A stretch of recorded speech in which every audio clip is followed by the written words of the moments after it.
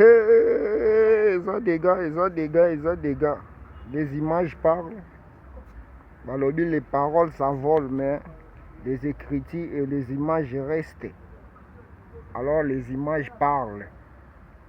Vos jeunes habitants l'Obatro, non, l'Obatro, mais on a découvert nous sommes au port de l'Onatra. Tous en port à Onatra. Donc, tala ba faire. Kuna nangambu tina on signalé bino nangambu kuna ba palo kuna etelemi nangambu kuna zana bendela bino. Omoni wana kuna braza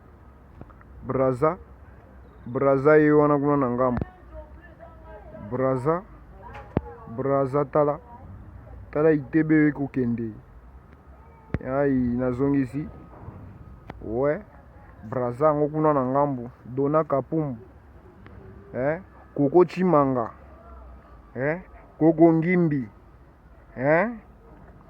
Pour on entre en gros. Ngana zana ngawa. Bon mon ngana image au thème. Je dois vraiment vous expliquer. Ici nous sommes en port.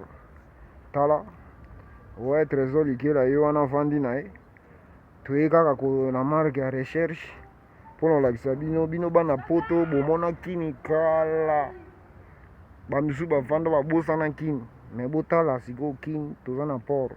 Tala nde ba itebe oyo ekufa nango. Ba barge la nango. Donc chambongo zwa mbongo. Okoya pe na mbongo investi oche obongisi ba plan ekotisi mbongo komi ko retirer ba mbongo nango.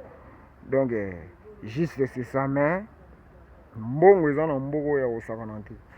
Donc tala kaka yango yo port on entra ngo nazolakisa bino na telemi esika moko te me naza vraiment likolo yango nazwa bomba ba image so na bina tambola ke bana marque système pe na kodinda na mai tu bozangi nga artiste yango na obanga na dindela bino na mai donc nazala toujours yango mona mati moi likolo vraiment nazwela bino kaka donc juste c'est ça.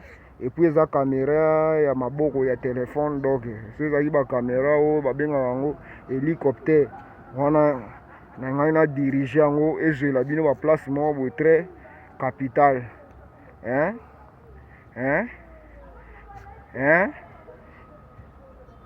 mère Aniti Mambote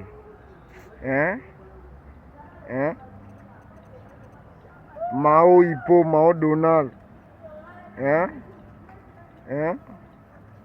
Mao Juvenal Dona Kapumbu Koko Chimanga yo nazo tika yo ba dédicace trop po kombo na yo ekangami na munoko mais on est toujours ensemble.